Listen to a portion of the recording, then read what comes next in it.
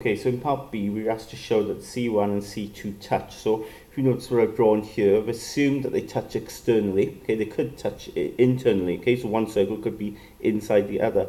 But if they touch externally here, okay, this is the sort of setup you have. And I've lined up the centers, okay, where they touch here. Okay, so where they touch, I can line up the centers with the two radii in place. So we know the radius of C2 is 5. They give us that. We worked out that to be 10. If they are touching, we'd expect the distance from the two centres to be the combined total of these two radiuses.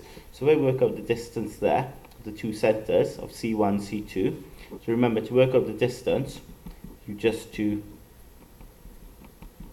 that, that formula there, Pythagoras is x2 minus x1 all squared plus y2 minus y1 all squared. So plug the numbers in, so maybe we'll call that x2, y2, okay, and this is my x1, y1. So minus 6 minus 3 all squared, and then 8 there for y2, take away minus 4 all squared. So when you work that out on your calculator, it does indeed come to 15. So because the distance between two centres equals to the two radiuses added together, therefore circles touch. Okay, right, so that's part one. Part two, it says given that the circles touch at this point here, which they say is minus 3, 4, okay, find the equation of the common tangent. So the tangent, of course, will be going that way, won't it? Okay, and we'll see through that point there where they touch. Of course, we know the tangent is always perpendicular to the radius. Okay, that's what will happen with the circle. So to get the equation, this tangent, I know the tangent goes through that point. All I need is the gradient of that tangent. But if I can work out the gradient of this first, which we can, can't we? Because we know those 2 points of the radius there. So I've got the gradient of that. I can work out the gradient of the tangent because it's perpendicular to it. So gradient of the radius. Okay, so we'll work that underneath. That will be, remember another formula, y2 minus y1 over x2 minus x1. So we've got y2 will be 4. Take away y1, which is minus 4.